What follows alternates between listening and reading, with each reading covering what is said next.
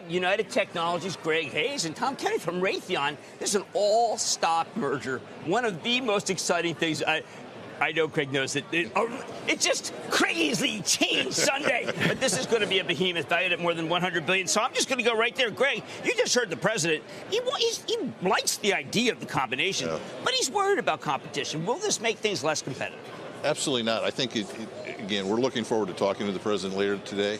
I think once he understands the benefit of this merger in terms of what it's going to do to reduce costs to the government, what it's going to do to improve the technology of the U.S. government, our defense profile, and what it's going to do for jobs in this country, I think he's going to be supportive, as he has been for both of our companies over his administration. Well, Dr. Kennedy, I do question, you have a fabulous set of businesses, missile, fantastic, aerospace, great.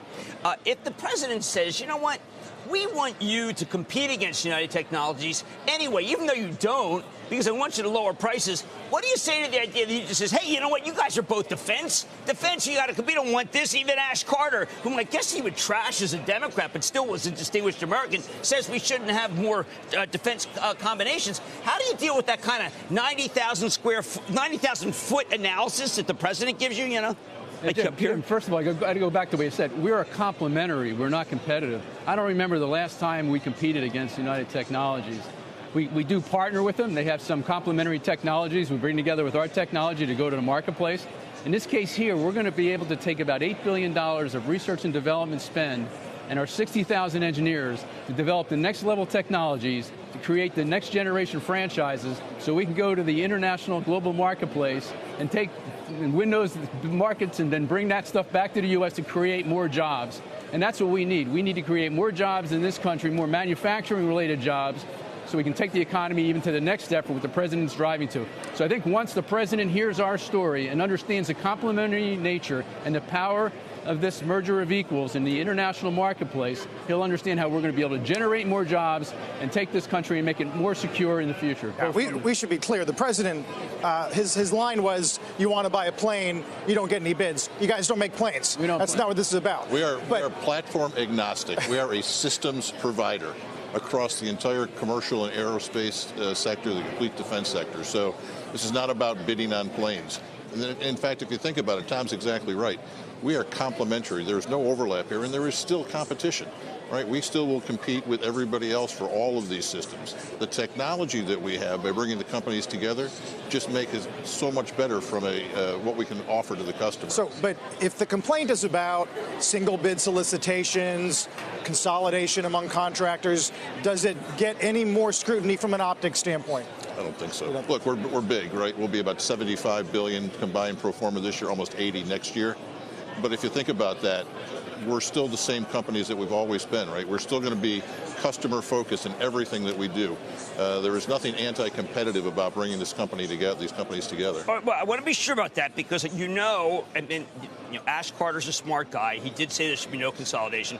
I know when I first heard this, Tom, let me ask you, we really do want many defense contractors because it helps us as a nation to have lots of different companies bid for lots of different deals. Aren't there some deals that you might have gone for? I know you haven't competed with Greg, that maybe Greg would have decided to get involved after the most recent acquisition he's made, and the president would be right that you might have come up with a division that could compete against him. Well, for example, Pratt & Whitney, we don't build engines, right. And so we're not going to go compete. But the president might say, "Why don't you?" Remember, the president may not be as sophisticated as you gentlemen. I'm just putting that out there. That's just not gospel. But see, he may say, "You make aerospace, and you make aerospace." No, because he's not really a detail guy. Jim, let me just take it back a step here. So, number one is with this merger of equals provides is a strong-based company with strong technologies that it can take into the marketplace. And this is, when I say marketplace, I mean the global marketplace. Right. That's going to allow us to take that business back to the United States and where our manufacturing facilities are. We're going to be able to create more jobs, and these are noble jobs. These are jobs that pay way over minimum wage. They allow folks to be able to buy a house if they want, send their kids to schools.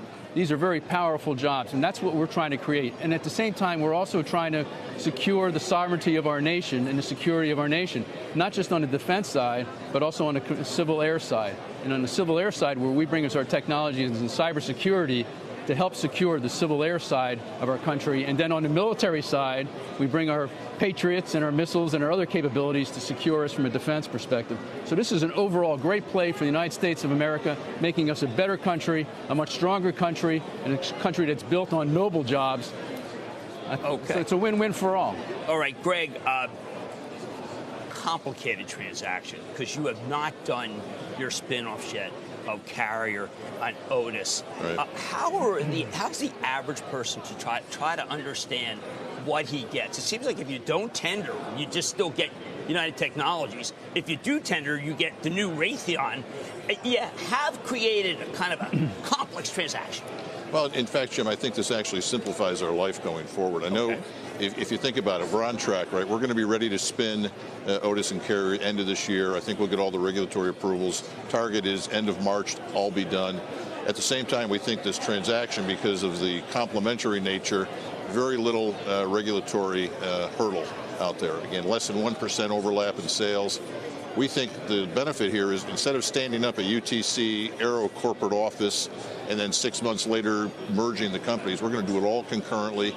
It's going to save a lot of money. It's going to be a great combination from our shareowners' perspective. A UTX shareowner gets a share of Otis, they get a share of Carrier, they're going to get a share of RTX. And that's, I think, a huge benefit to everybody. President said he's bought many an Otis elevator. Yeah. Is there anything that Otis or Carrier tells us about China right now, China growth? Well, in fact, I think we were just looking at the orders coming out of China last week, and China's recovering. The market looks pretty good. We're still looking at 500,000 elevators in the marketplace. We'll ship about 88,000 of those this year out of our China business. The business has recovered. It's been 3 years, right? We saw pricing deteriorate. We saw profitability deteriorate. Last probably 4 quarters, we've actually started to see an uptick. So despite all the tariffs and all of the other noise that you hear, I would tell you the Chinese domestic market is still relatively robust. Well, that's at odds, but great to hear. But I do also want to know, you're platform agnostic. Dennis Muhlenberg, Boeing, when the hell is that going to be able to be resolved? I mean, I know it's pushed back again. What's your take on it? Well, look, we have been working with the Boeing company to resolve some of the issues on the software and the sensors. We are a supplier to the Boeing company. I can't comment, obviously, Jim, it's an NTSB ongoing investigation, but all I will say is it's a great airplane, it's going to be a safe airplane, and we fully support the Boeing company in this return to flight status, and sooner the better. There's nothing more important in aviation than flight safety. And Tom touched on it. I think the capabilities of our combined companies will improve that. But I'm absolutely confident the Boeing company will get it right. All right. Tom, I think that your missile business is second to no one. But what I do worry about, the margins have been going down. Not to your satisfaction. You just had Wes Kramer come in. You had a little change, although the previous fellow did want to retire. You also have, let's just say, classified information that we don't know that brought your margins down. Always made it hard for me to analyze Raytheon, as you know, because it's great to have new orders, but not good to pull down the margins. Will we have to worry about any of that once it's combined? Because it will not be as big a part of the vast mosaic. Well, I don't think there's anything to worry about. And so it's a kind of a good news story. And one of the reasons why the margin pressure is all these new programs we've been winning. The business grew 9% year over year in the first quarter. A lot of that was in classified work. That classified work is paying to generate the next generation franchises in that missile business. In that arena, those contracts are cost-plus contracts, which tend to have lower margins. Once we get those products and new franchises into production, then those margins will rise. Right. So we are in what's called a modernization phase relative for the Department of Defense. And so the modernization budget has significantly increased over the years. For example, in fiscal year 18, the modernization budget increased 19%. It increased another 2-3% in 19, and the president's budget coming forward is another 3% growth. So it's all in this modernization budget, and the missile company's been capturing a large part of that budget. And what that's doing for us is in the future, that's going to provide the franchises for the next generation. Okay, Greg, I'm sorry to be so linear, but you've got two guys, lots of different stuff.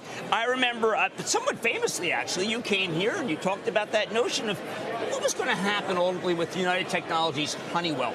which you had told us because of antitrust issues, it wasn't going to happen.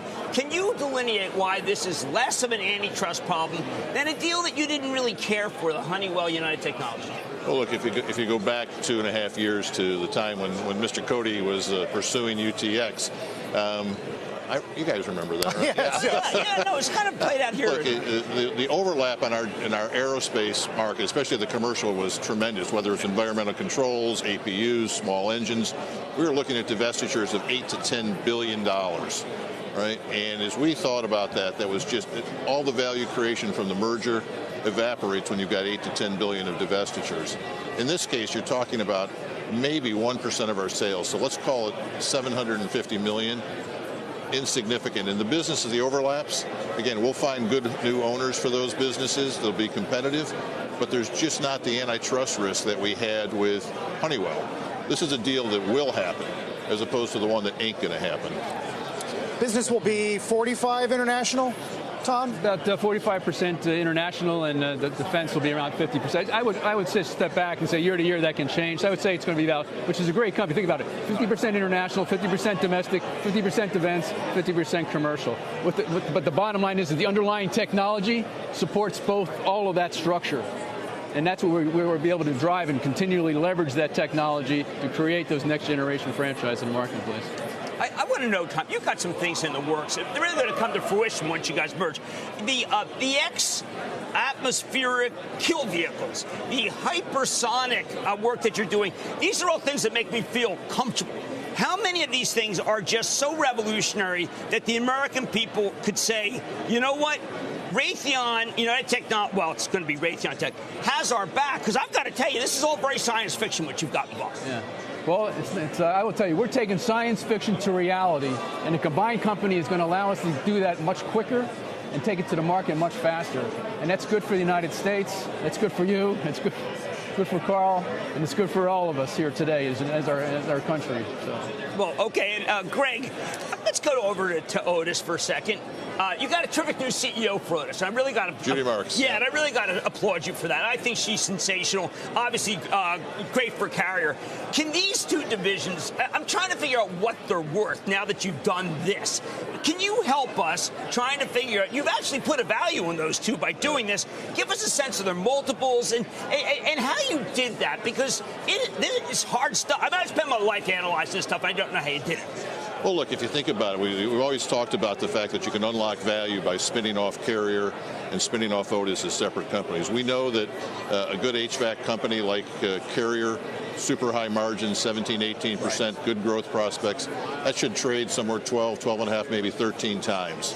And so we look at that value, and I've seen numbers as high as 40, 41 billion of kind of EV. So maybe 30 after debt, probably about $30 billion of equity. Same time, Otis, elevator businesses, because of the cash flows, probably trade 14.5 or 15 times. So you think about that, you got two businesses that combined ought to be worth, net of debt, about $60 billion. Add that to the aerospace business here, and some of the parts, probably $160. And it does seem that Raytheon has a fabulous balance sheet. You bought back 2.8 million shares last quarter. I mean, you've got unbelievable balance sheet. You have a lot of debt on this. Combined, what is the debt profile of the two companies? It's perfect. It's going to be an A-rated company when the combined aerospace businesses when this is done. And we've got the flexibility. We just talked to investors. We're going to return $18 to $20 billion of capital to investors over the next 3 years. That's something United Technologies Aero could have never done because we'd have been paying down debt. So I appreciate Tom's got a great balance sheet. And one of the real benefits of this deal is that balance sheet with ours gives us unique flexibility, not just to return capital, but to invest in all of these new franchises that Tom's talking about. You had an interesting couple conversations with the president when he got elected about Carrier, kind of where Carrier's going to go. Oh, that feels like a long time ago. There was some Mexico involved. I mean, it was kind of head-to-head. Now, if he calls you and he says, you know what, I don't believe you for a minute that you're creating jobs. When these two companies get together, you fire people, and you want to put jobs in Mexico, so I don't even know about you. What do you say to him? I'm going to tell the president that we have year-to-date hired 5,500 people. We're going to hire more than 10,000 people in the U.S. this year. Tom's We're hiring 10,000 this year. 20,000 Where are you going to jobs. find all those engineers? You have 50, you're going to 60. Do we produce enough engineers in this country? No, we don't produce enough engineers in this country. We need to have more of our folks going into STEM-related careers and produce more engineers. And the bottom line is the jobs are there, but we got to get our kids to go into STEM-related activities so we can have those folks. He never talks about it because he's too humble. Drives me crazy. How many people have you put through college? 38,000 people. Spent $1.2 billion on our employee scholar program. We got Anybody other than the government put more people through college? No, sir. Will you please talk about that? One last thing. Do you think about this deal as another nail in the coffin of the traditional conglomerate? We've talked about this in the past. Yeah, look, when we talk about a focused A&D company, which is what we are, we're big, but we're not a conglomerate. And I think, again, we are going to be focused on these core markets in the A&D space. And that is, I think, the important part to remember. We're not a conglomerate. We're focused on aerospace and defense, our core markets. Right. All right. For what it says, Carl, I've got to tell you, I think this combination's brilliant. I would buy United Technologies today. Not slighting Raytheon, just a good way to create the situation.